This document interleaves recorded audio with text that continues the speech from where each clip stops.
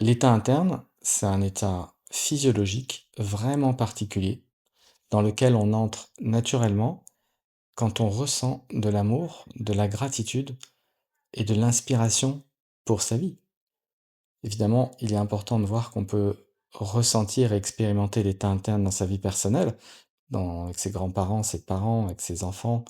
euh, avec son partenaire de vie, mais aussi dans sa vie professionnelle et dans sa vie sociale avec ses amis. Et il y a une différence majeure entre quelqu'un qui subit sa vie,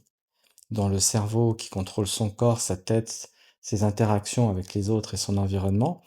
euh, vit dans un mode de survie,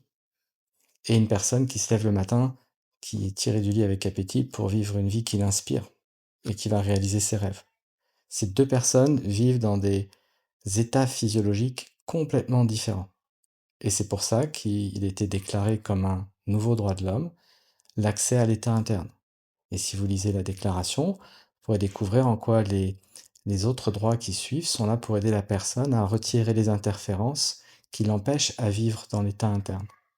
Dans mon premier ouvrage, Devenez ce que vous êtes, en 2009, la citation que toute structure qui suit pas sa raison d'être s'autodétruit a marqué les gens, parce qu'en fait, les gens réalisent que quand on ne suit pas ce pourquoi on est fait, quand on ne suit pas sa vraie nature, on crée plein de symptômes dans sa vie, des symptômes physiques, des symptômes émotionnels, dans notre famille, dans son travail économique, qui sont sûrement là par amour pour nous réveiller au fait qu'on vit bien en dessous du standard auquel on aspire vraiment, qu'est l'état interne, qu'est l'inspiration et l'amour.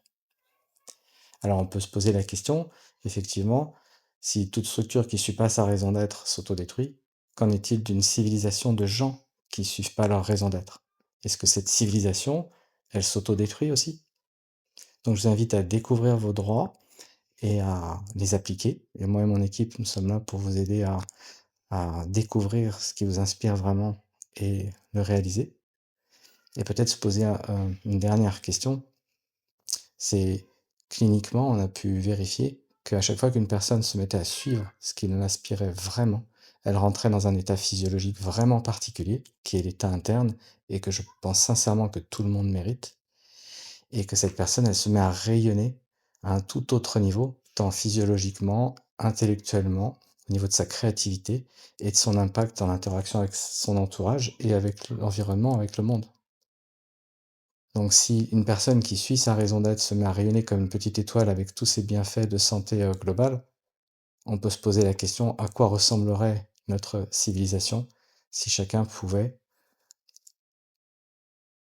vivre sa raison d'être et dans l'inspiration? Est-ce qu'on mettrait pas au monde une civilisation d'étoiles? En tout cas, on peut commencer par soi et les gens que l'on aime, et je vous invite à aller découvrir la Déclaration des nouveaux droits de l'homme et de vous amuser, ou de prendre le plaisir